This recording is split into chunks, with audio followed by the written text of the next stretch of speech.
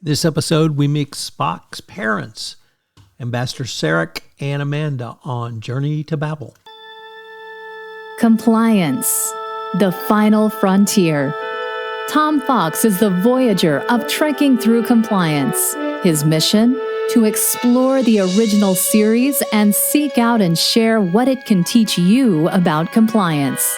Here's your host, Tom Fox.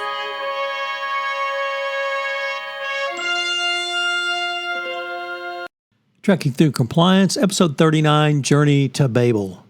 In this episode of Trekking Through Compliance, we consider the episode Journey to Babel, which aired on November 20, 1967, and occurred on Stardate 3842.3.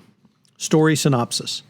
The Enterprise transports ambassadors to a conference to discuss the admission of Corridon, a star system composed of mutually combative races, to the Federation. Corridon contains a nearly unlimited supply of dilithium crystals, but its small population and lack of strong government have allowed illegal mining operations by outsiders seeking to exploit its natural resources. Sarek is the 102-year-old ambassador from Vulcan who is accompanied by his wife Amanda to the conference. To Spock's surprise, or rather to Kirk's surprise, they turn out to be Spock's parents. Also to Kirk's surprise, Sarek is cool towards Spock, apparently because Spock has chosen to devote his life to Starfleet instead of the Vulcan Science Academy. The conference is to take place on a neutral planet codenamed Babel.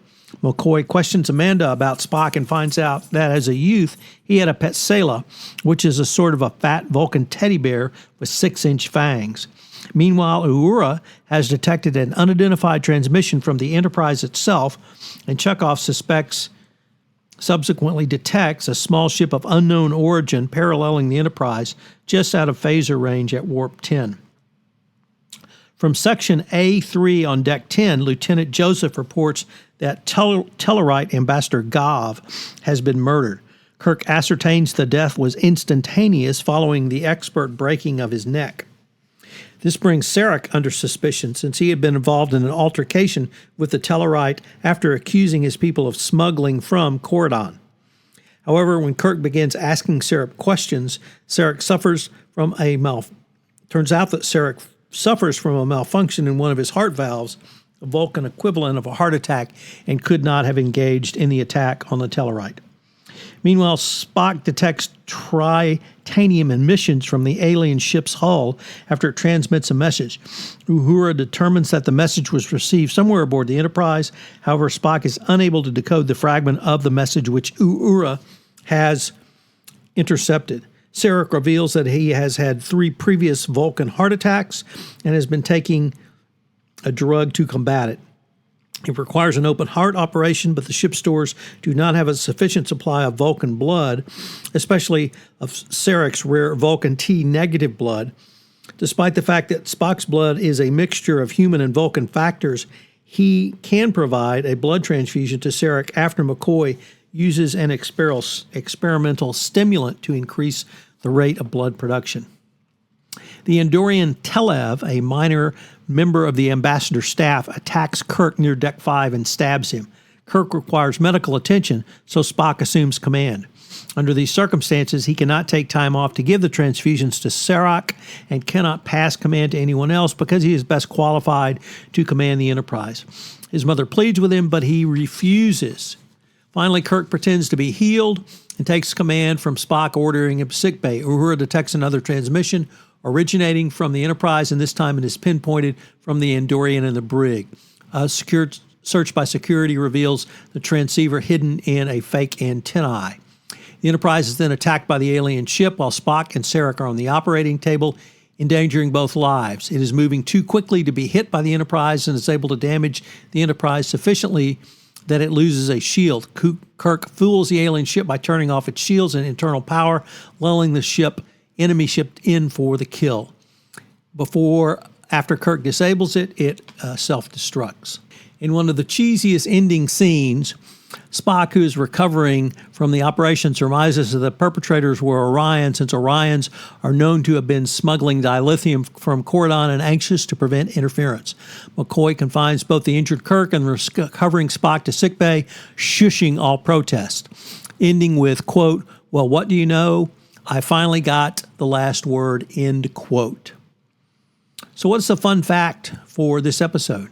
The screenplay was written by D.C. Fontana, and she came up with an idea for an episode on Spock's origin story. In Starlog issue 18, she was quoted, "I sat down and created two characters, emphasizing their triangular relationship, the rift between Sarek and Spock, with Amanda positioned in the middle. It was Fontana who named Spock's mother Amanda.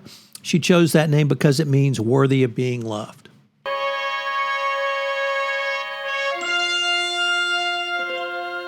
I'd like you to think about the medical science from this episode, focusing specifically on the tricorder. Why is a tricorder such a significant piece of medical technology even up until today? What are some of the diagnostic aspects of the tricorder? And what is augmented reality, and how is it being used in medical treatment today?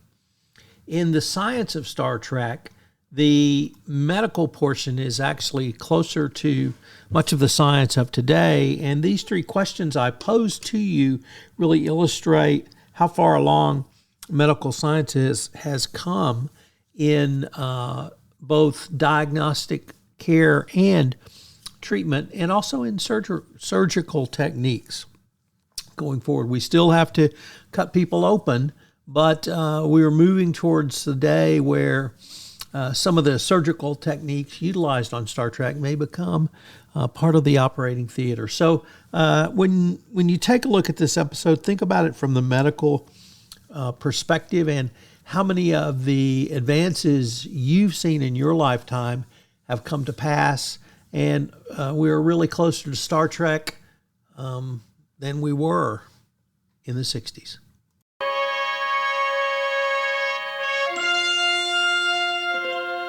As this is perhaps the most multicultural of all Star Trek episodes, I thought it would be good to take a look at some of the culture lessons from Journey to Babel. Number one, the importance of protocols. This episode centers around a diplomatic mission, underscoring the critical importance of adhering to established diplomatic protocols and norms. You can substitute compliance in if you'd like, but it's protocols and norms. This includes things like respecting cultural differences, maintaining confidentiality, following proper communications channels. Compliance programs should emphasize training on such protocols, especially for organizing, or companies rather, that operate globally. Number two, managing conflicts of interest. This episode features several characters with competing loyalties and potential conflicts of interest, such as Ambassador Sarek's dual role and the Orion spy. Compliance programs need robust processes to identify, disclose, and manage conflicts of interest to maintain integrity. Number three, fostering inclusive, collaborative cultures. This episode demonstrates the challenges of bringing together representatives from diverse alien cultures, each with their own agendas and communication styles. Effective compliance programs should promote inclusive, collaborative work cultures that value mutual understanding and collective problem solving. Number four, whistleblower protection. When the Orion spy is discovered, the episode highlights the importance of having mechanisms in place to encourage and protect those who come forward and want to speak up with information about misconduct. Strong whistleblower policies are a cornerstone of ethical compliance programs. Number five, crisis management preparedness. The medical emergency aboard the ship tests the crew's ability to respond effectively to unexpected and critical incidents. Compliance programs should ensure organizations have robust emergency response and business continuity plans in place.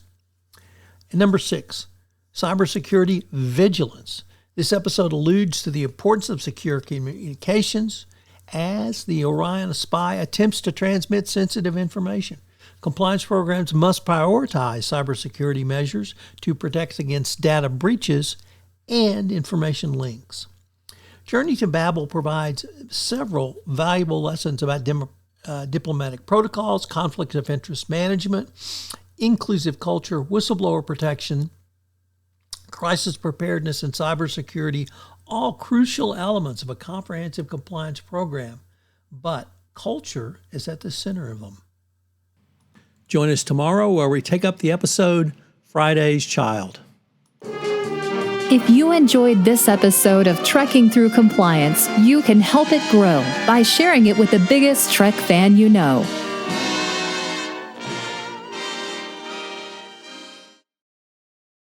This podcast is a part of the C-Suite Radio Network. For more top business podcasts, visit c-suiteradio.com.